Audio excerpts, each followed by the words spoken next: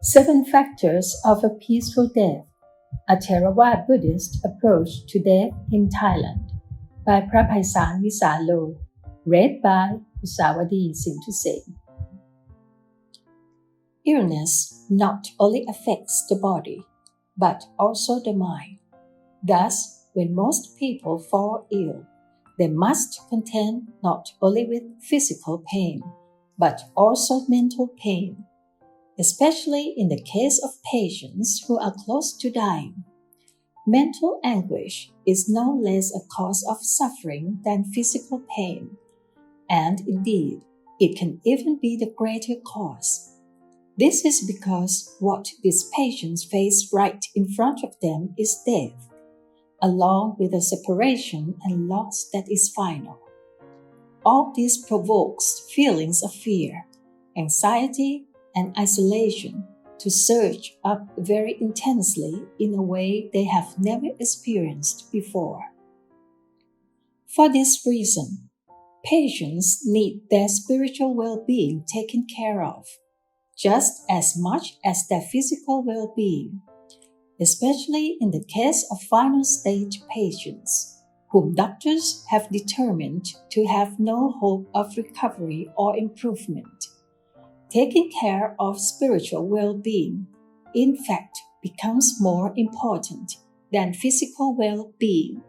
This is because even though the body is irrevocably breaking down, the mind still has the opportunity to improve. It can cease its agitation and reach a state of peace, even in the last moments of life. Even though the body and mind are closely related, when the body suffers, the mind doesn't necessarily have to suffer too. One can take care of one's mind such that it doesn't suffer along with one's body. In time of the Buddha, there were many occasions wherein the Buddha and his disciples helped those who were sick and close to dying. The kind of help they gave directly focused on treating the suffering of the mind.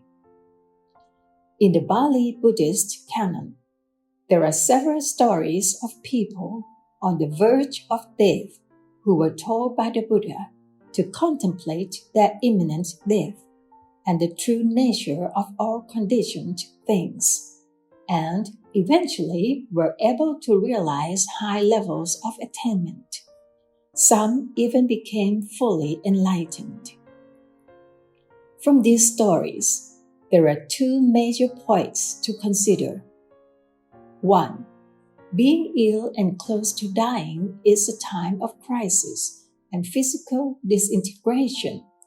Yet, at the same time, it can also be an opportunity to liberate the mind or elevate one's state of mind.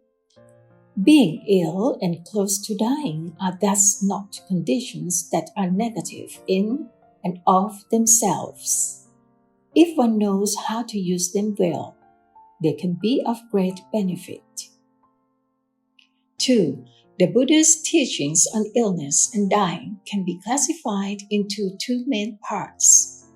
First, incline the mind to have faith in the 3 refuges, the Buddha, the Dharma, and the Sangha, and confidence in the morality one has upheld or good deeds one has done in the past. In other words, incline the mind to recollect that which is good and wholesome. Second, let go of worries and all things, having seen with wisdom that there is nothing at all that one can hold on to.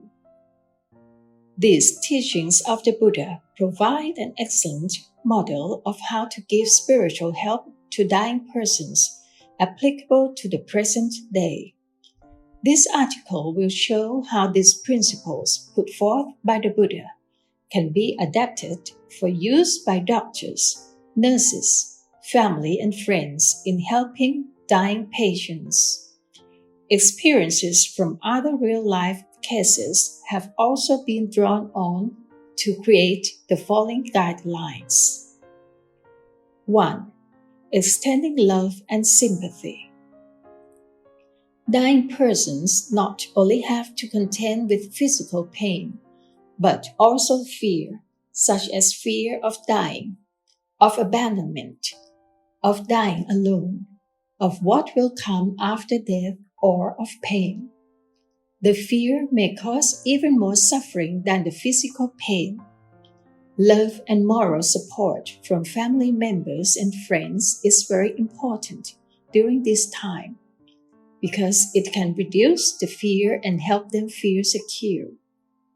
One should remember that patients in their final stages feel very vulnerable. They need someone they feel they can rely on, someone who is ready to be there for them during times of crisis. If they have someone who can give them unconditional love, they will have the strength of spirit to deal with all the various forms of suffering that are converging on them at this time.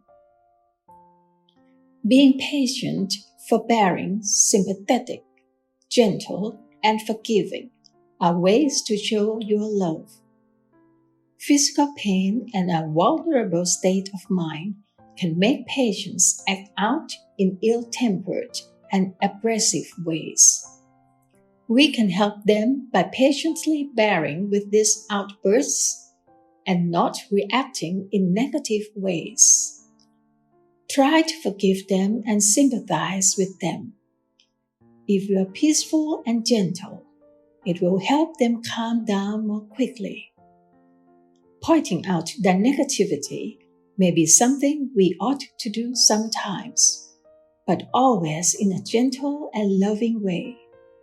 Family and friends need to have mindfulness at all times, which helps us not to lose control of ourselves and keeps our hearts filled with kindness, love, and restraint.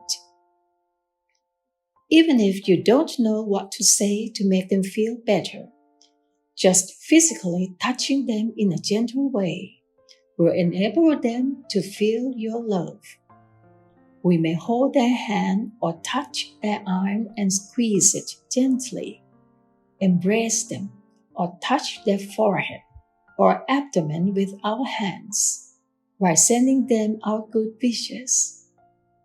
For those who have some experience practicing meditation, while touching the patient, bring your mind to rest in a peaceful state.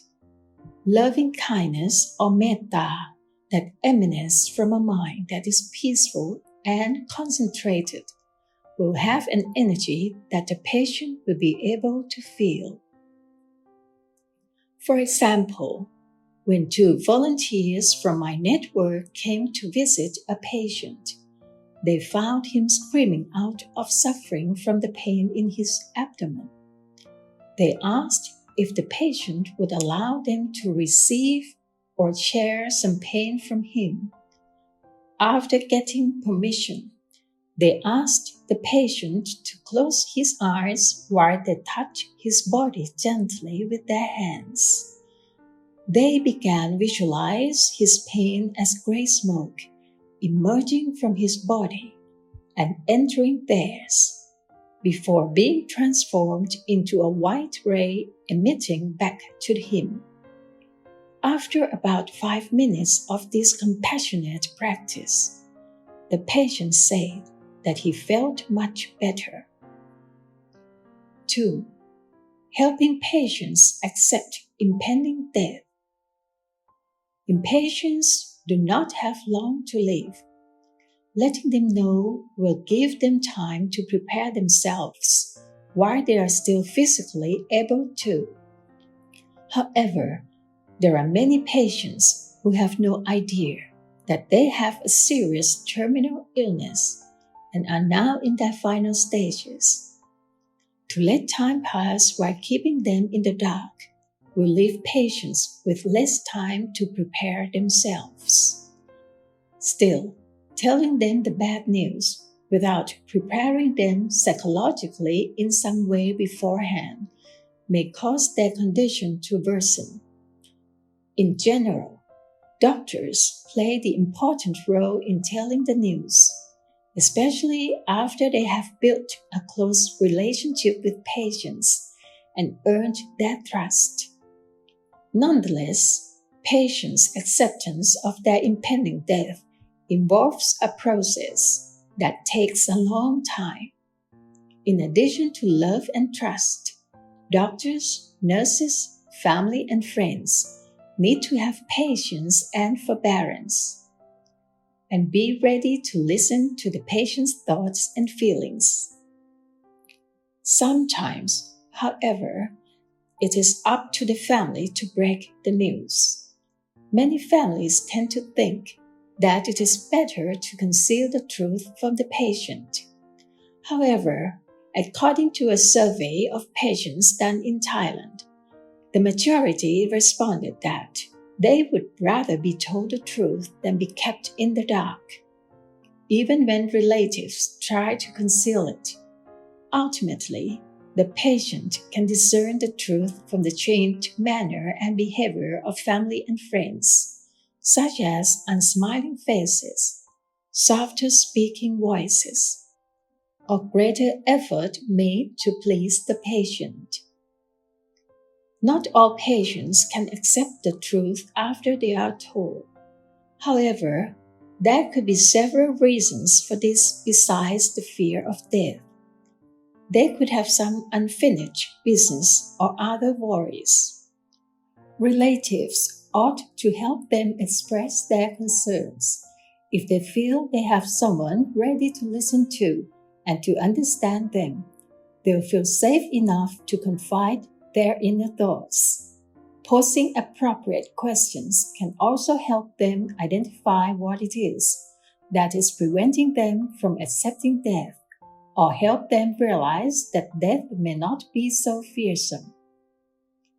What relatives can do is listen to them with an open, non-judgmental, and sympathetic heart.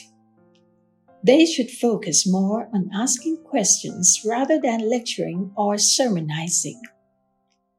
Helping patients lessen their worries about their children, grandchildren, spouse, or other loved ones may help them accept their death. Patients may become angry at doctors, nurses, and family for telling them the bad news, or concealing the bad news from them for a long time. Be understanding of these angry outbursts. If the patient is able to get past their anger and denial of death, they'll be more able to accept the reality of their situation.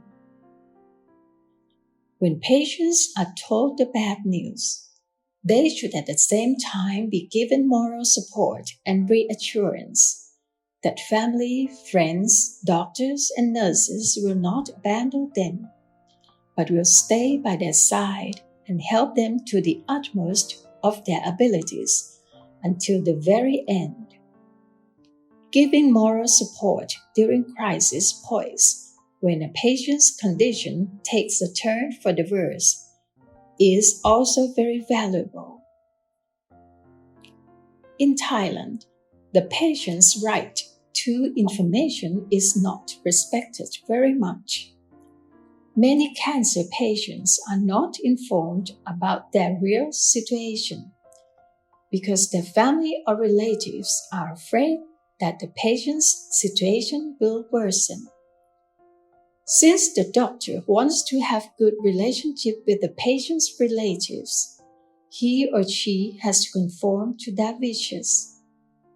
In Thailand, relatives have a big say in dealing with the patient's situation.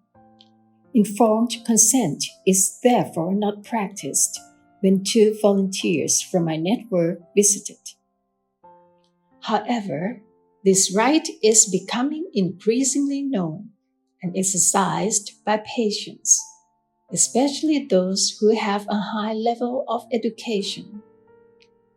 Furthermore, living wills and advance directives by patients are now legal and are being promoted in Thailand.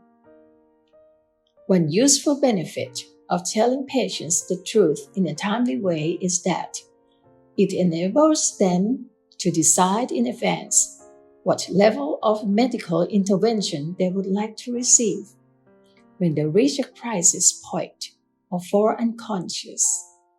That is, whether they would like doctors to prolong their lives as long as possible, using all technological means available, such as CPR, respirator, feeding tube, etc., or whether they would like doctors to refrain from using these measures. Just maintain their condition and let them gradually pass away peacefully.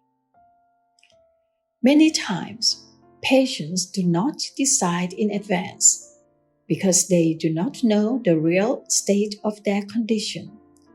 The result is that when they fall into a coma, relatives have no choice but to ask the doctors to utilize every possible measure to sustain the patient's life. This often causes much suffering to the patient, with the only effect of prolonging the process of dying, without helping to improve their quality of life at all, and at the same time, wasting a large amount of money in medical expenses. 3. Helping patients focus their minds on goodness. Thinking of goodness helps the mind become wholesome, peaceful, bright, less fearful, and better able to deal with pain. What the Buddha and his disciples often recommended to those on the verge of death was to recollect and have firm faith in the three refuges. This can be thought of as something virtuous or sacred, that the patient and virtue. The Buddha also had them re-establish themselves in the observance of morality or sila, as well as recollect the good deeds they have done in the past. There are many ways to help incline patients to recollect these things. For example, you can place in the patient's room a Buddha statue, other sacred objects, or pictures of respected spiritual teachers to serve as aids to recollection. Invite the patient to chant or pray together. Read Dharma books out loud to the patient. Play recordings of Dharma talks or chanting. Invite monks, especially the ones whom the patient has a connection with, to visit the patient and provide counseling. In applying these ideas, keep in mind the patient's cultural background and personal habits. For example, patients of Chinese background may respond best to pictures of the Bodhisattva Guan Yin. If the patient is Christian or Muslim, one may use the appropriate symbols of these religions instead.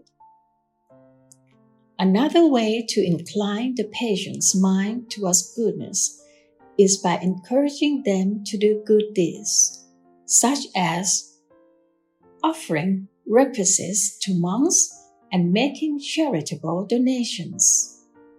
It is also essential to encourage the patient to think of the good deeds they have done in the past. This does not necessarily have to mean religious activities only, but also such actions as raising one's children to be good people, taking care of one's parents in a loving way, being faithful to one's spouse, being helpful to one's friends, or being dedicated in teaching one's students. All of these are good deeds that can make the patient feel happy, proud of themselves, and confident that when they die, they will go to a good place. This pride in the good deeds they have done and the faith they have in the beneficial effect of such deeds becomes very important for those close to dying. At this time, it is becoming clear to them that they can't take any of their material wealth with them when they die. It is only the merit they have accrued through good intentions and actions, or karma, that they can take with them.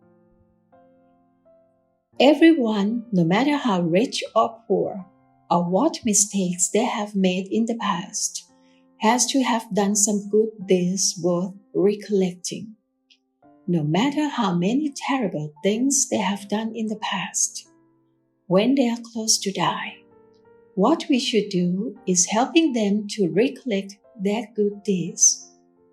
If they are overwhelmed with feelings of guilt, they may not be able to see any of their good deeds. However, any good deeds, even small ones, will be valuable to them if remembered during this time of crisis.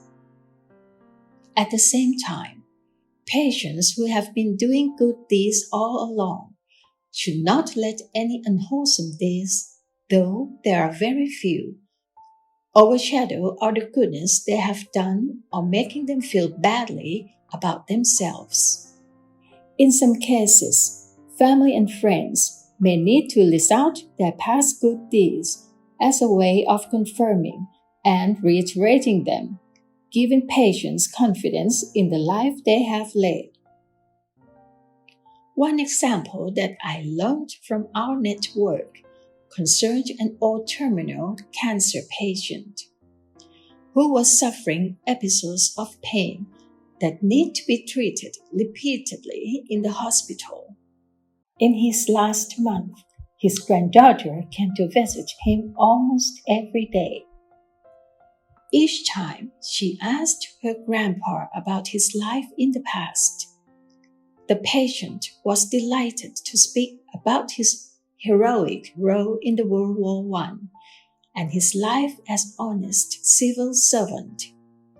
Finally, they began to talk about the impermanence of life according to Buddhism.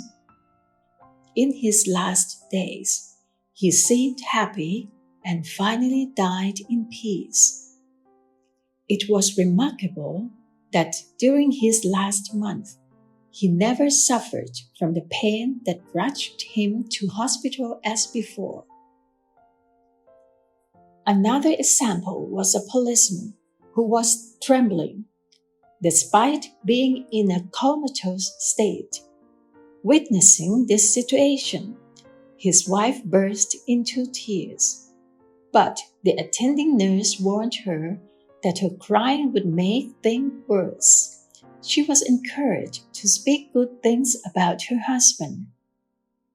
After composing herself, the wife told her dying husband that she was proud of him as a good policeman and loving husband, who eagerly helped her to sell food in the market. His son also told him how a good father he had been.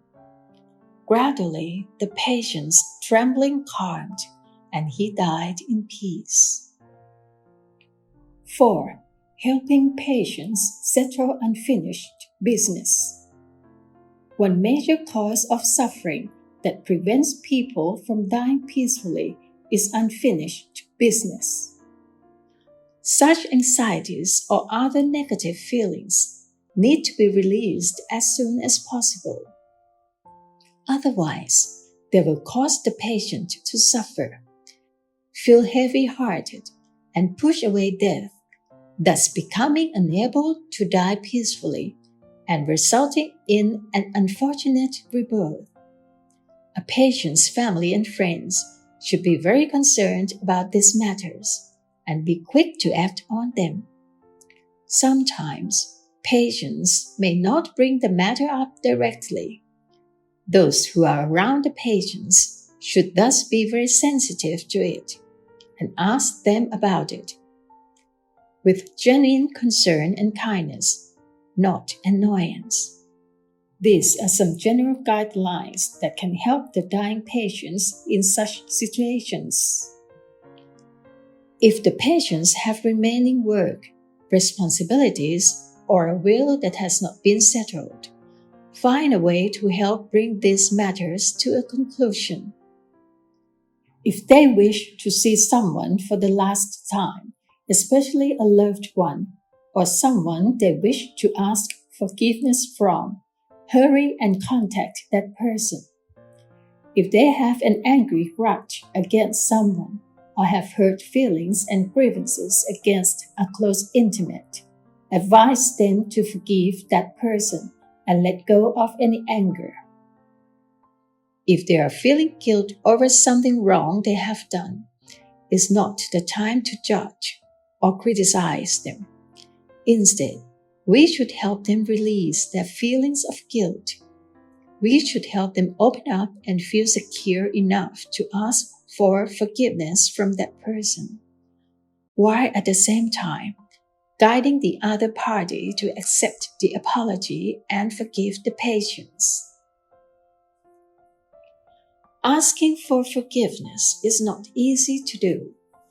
One way to make it easier for dying patients is to have them write down their apology and everything they wish to say to that person. They can have someone deliver it to that person or choose to keep it to themselves. The important thing is that by doing this exercise, they have begun to open their hearts. Even if no real communication has ensued with the other person, yet there has been some release of those feelings of guilt. If at some point they feel more ready to talk to that person directly, they may decide to do so on another occasion. Oftentimes, the person that the dying patient seeks forgiveness from is someone close, who is right there by their bedside, such as a spouse or a child. In this case, it is easier if such a person initiates the conversation by offering their forgiveness first and telling the patient they do not bear any ill will towards them for their past mistakes. However, in order to do this, the person must let go of any pride or anger they may feel. By making the first move, it opens the channel for the dying patient to ask for forgiveness more easily. Feelings of guilt, as long as they are not released, can greatly disturb the dying and make them unable to die peacefully.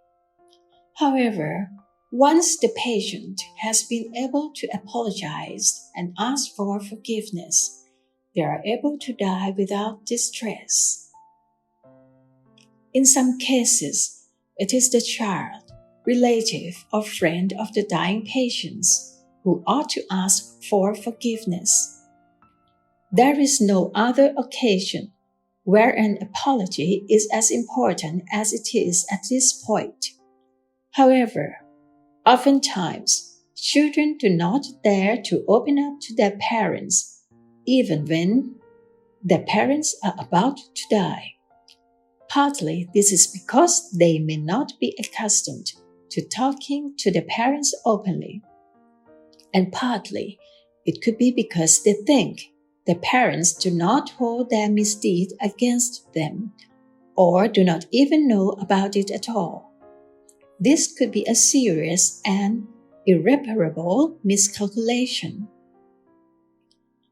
Asking for forgiveness does not actually have to be done only with specific persons, because we all have probably done others harm without intending to or realizing it. As such, to have peace of mind and to avoid any lingering hostility with anyone, family and friends should advise dying patients to apologize and ask for forgiveness from anyone with whom they have had mutual hostility, or from anyone whom they have ever offended or harmed. Likewise, the family and friends of dying patients ought to ask for forgiveness from them while they are still conscious and able to understand. This provides the opportunity for dying patients to grant their forgiveness.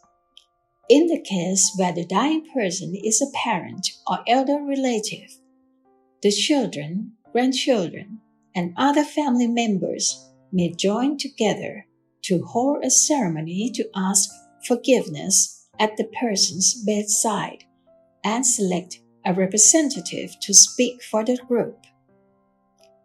They can begin by speaking of the dying person's virtuous qualities and the good things they have done for their descendants. Then they can ask for forgiveness for anything they have done that may have caused harm or offense. 5.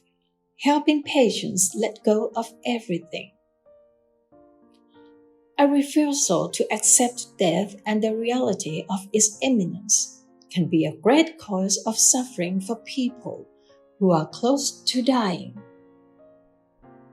A reason for such refusal can be that they are still deeply attached to certain things and unable to be separated from them.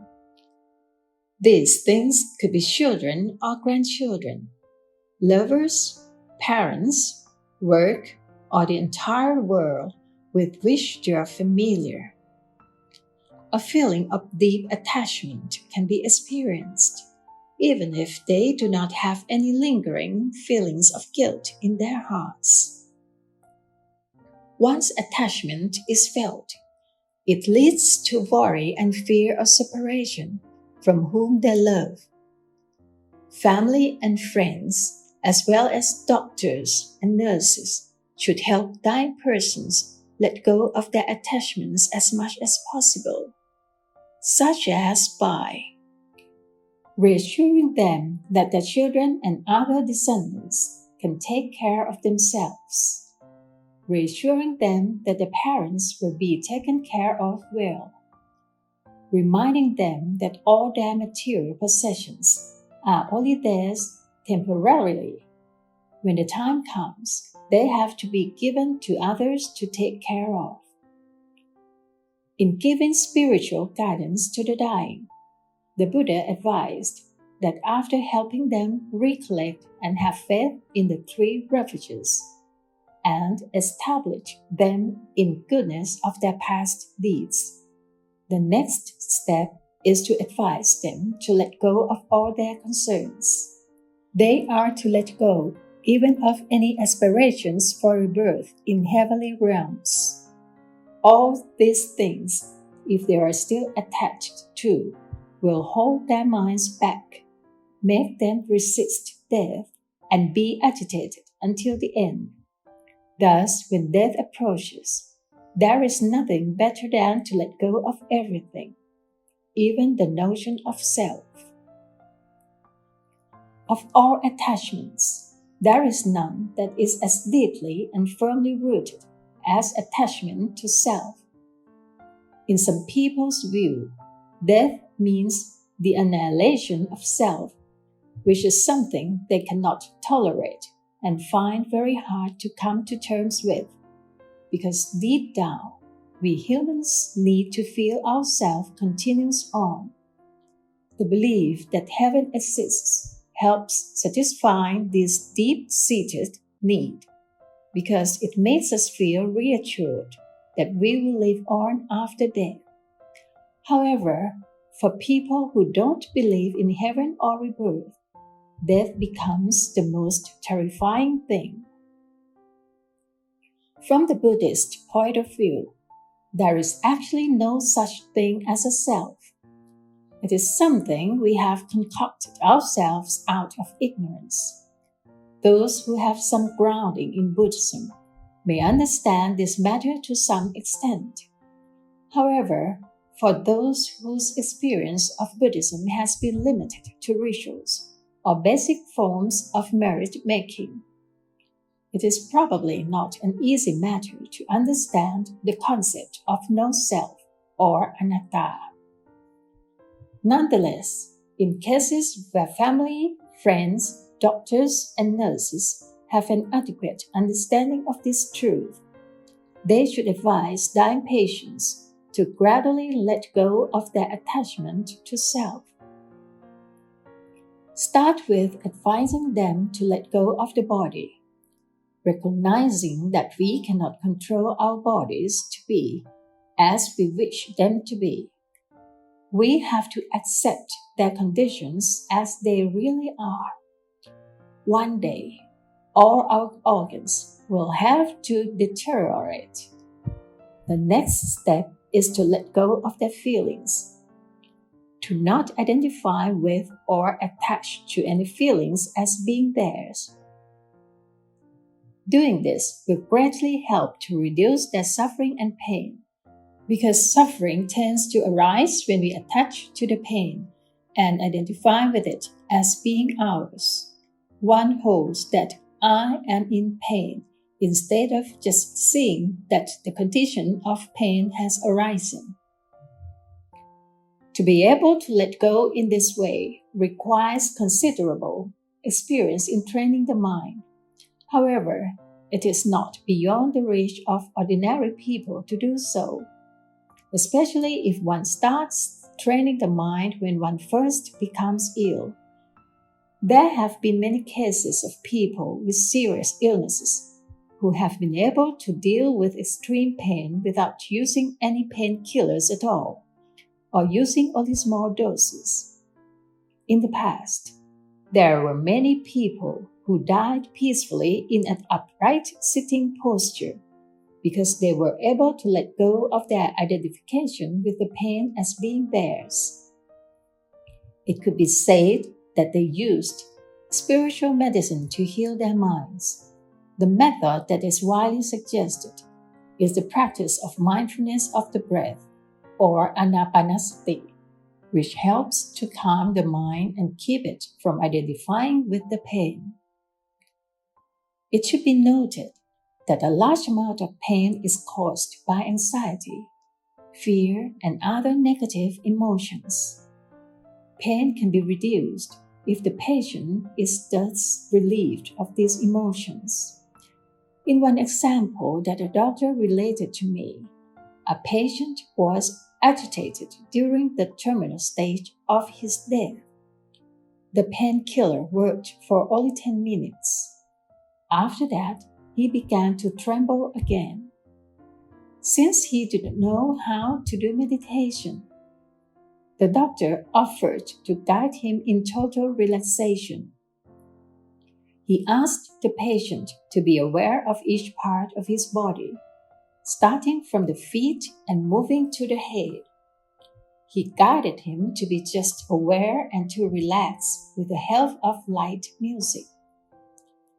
After 30 minutes, he became peaceful, both in body and emotion. The doctor also taught his relatives how to help him do this exercise. With this practice, he became more responsive to the medicine, requiring smaller doses to help calm him down. Another case, a woman got cancer. She was from a modern urban Chinese Thai family. In her last stage, she also suffered from toxins in her liver. She declined to get further medication and decided to go home for her last period of life. According to the doctor, she was very likely to be unconscious and in pain during her last days. However, on the contrary, she retained her awareness until the last hour, because she tried to keep her mind in a positive way with the help of her relatives, who create a peaceful atmosphere for her. 6. Creating a peaceful atmosphere. For dying patients to be able to feel at peace and let go of all lingering concerns and attachments in a sustained manner, it is necessary for them to have the support of a peaceful atmosphere around them.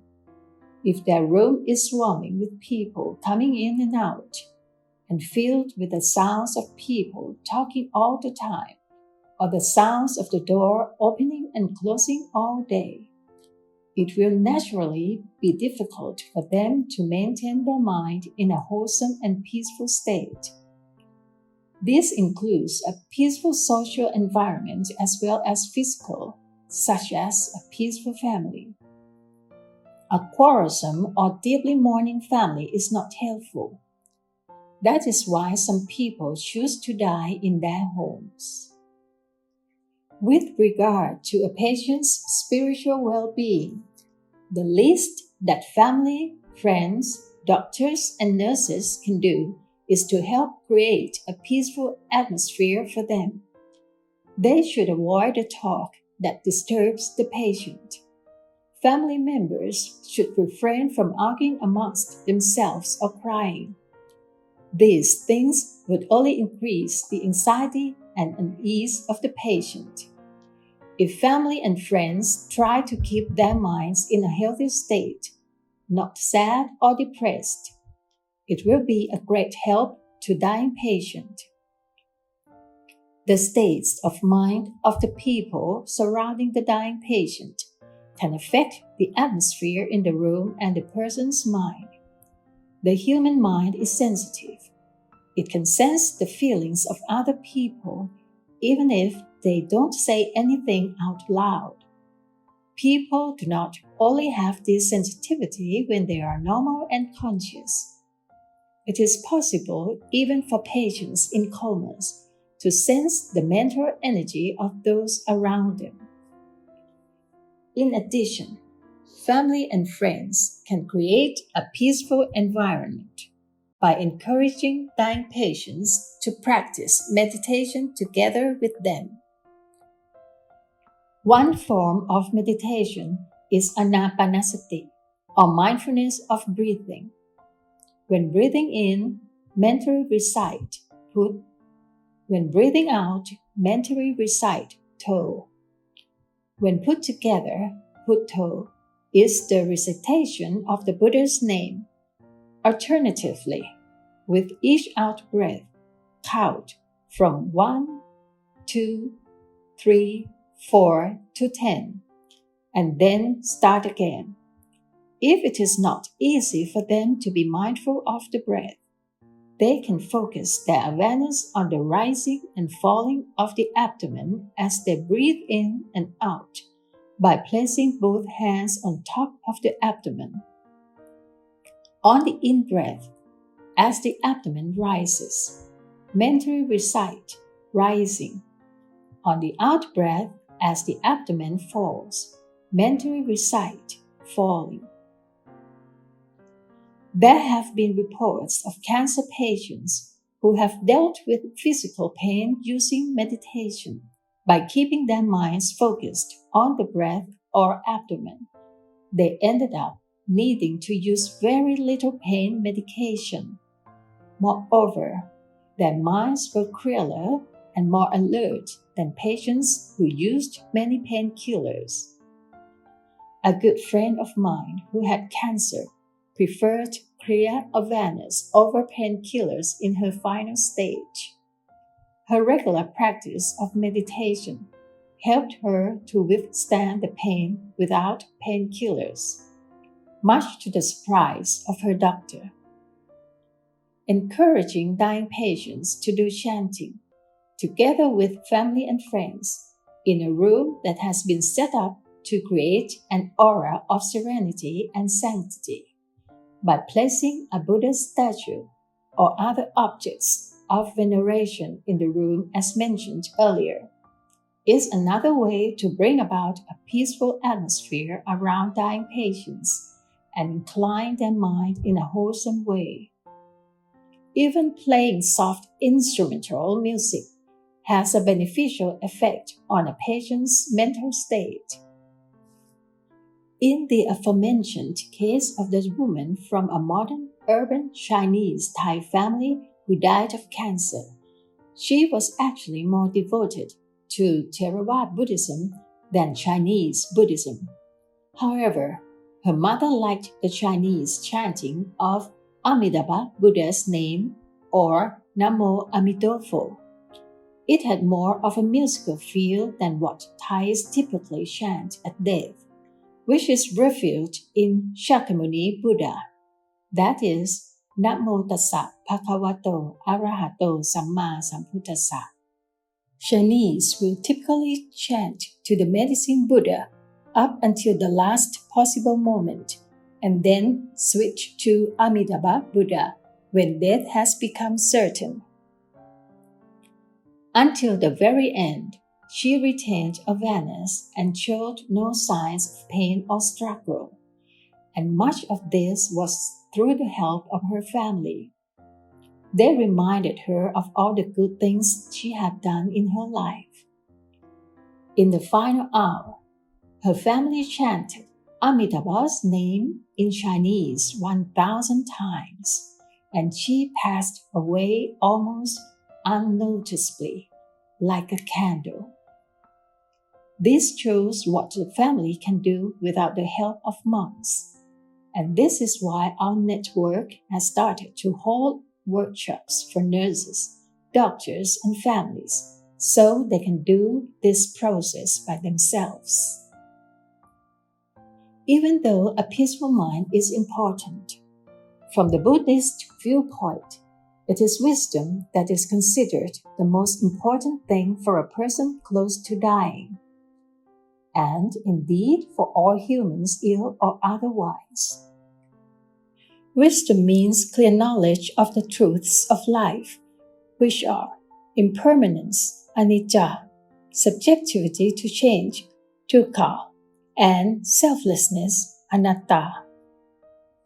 These three truths about all things show us that there is not a single thing that we can cling to. We will find death fearsome if we are still clinging to some things. However, once we fully understand that there is actually nothing we can cling to, death will no longer be fearsome.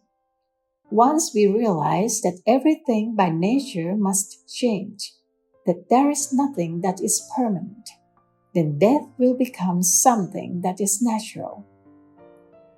Finally, once we realize that we really do not have such a thing as a self, then there will be no me that dies. There will be no one that dies. Dying itself becomes just a change of state from one form to another, according to causes and conditions. Wisdom, the knowledge and understanding of these truths, is what makes death no longer fearsome or loathsome, and enables one to meet death peacefully. 7.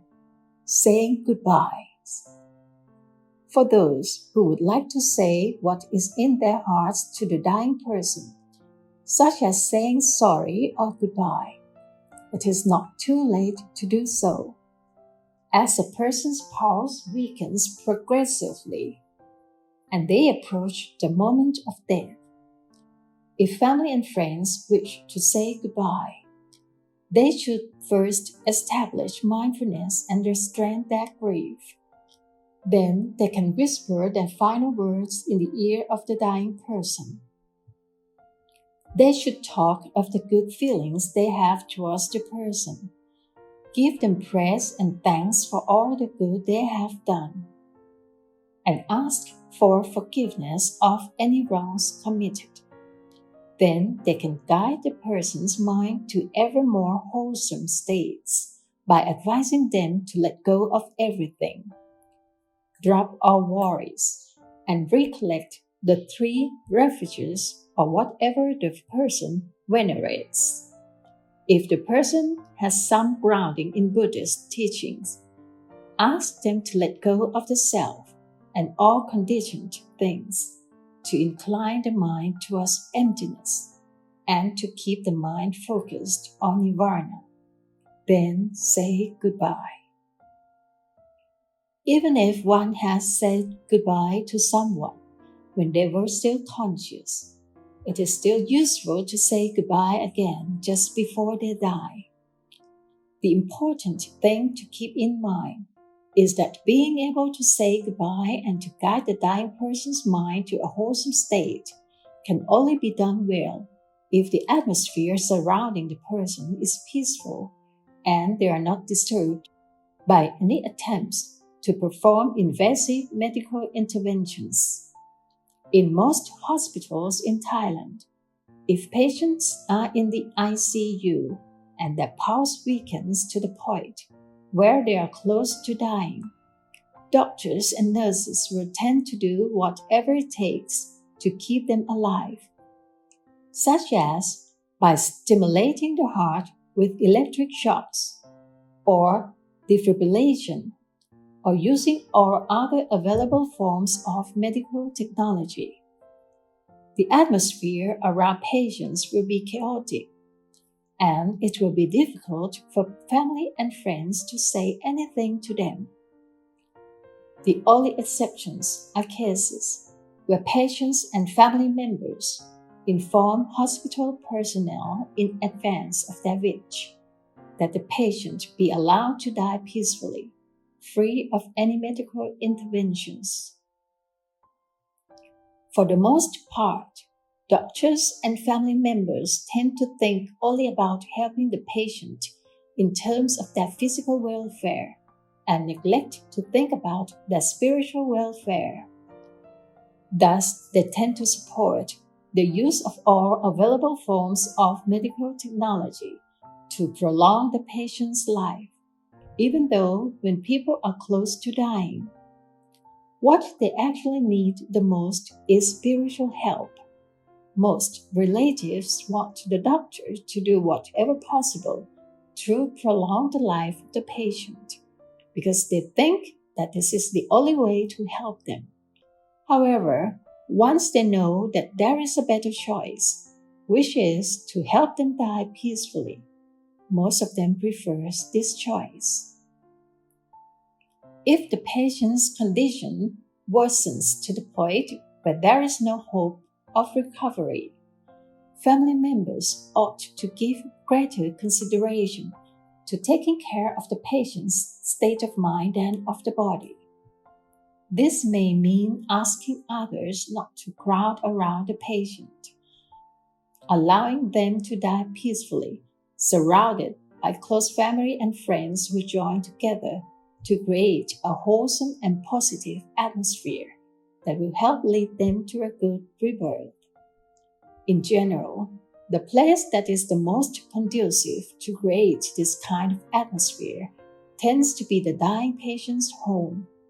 For this reason, many patients wish to die at home rather than in the hospital or in the ICU. 6 years ago, our network initiated, in quotation marks, the Facing Death Peacefully project, which aims to educate Thai people about peaceful death. Books and other media have been produced to give advice about this topic. It is interesting to find that many hospitals need such advice. Our workshops on peaceful death are now in much demand by many hospitals all over the country.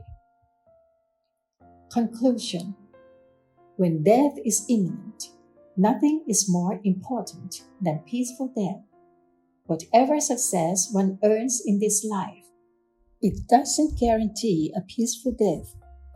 Only the appropriate quality of mind can enable one to die peacefully. Influenced by a materialistic worldview, people tend to focus on the physical aspects of illness while ignoring the emotional or spiritual ones. Such an approach tends to increase the suffering of the dying and diverts them from a peaceful death. A peaceful death is possible when the dying are embraced by love and relieved of anxiety. It is possible when one lets go of everything and focuses on the goodness either in one's life or as represented by the sacred beings. Living a decent life also contributes to a good death. Life and death are actually one and the same matter. We will die in more or less the same fashion as how we have lived. If we live in ignorance, our final moment will likely be spent in agony without any sense of peace and mindfulness. However, if we constantly cultivate merge and self-awareness, we should be able to pass away peacefully, being in a state of mindfulness until our last breath. Healthcare systems should be geared to support a peaceful death instead of prolonging life at all costs. Saving life is important, but when that mission is impossible, no other choice is better than facilitating a peaceful death by promoting an atmosphere conducive to spiritual practice and spiritual assistance to the dying. Hospitals should not be only the theater to fight with death, but also the place where one can be at peace with death.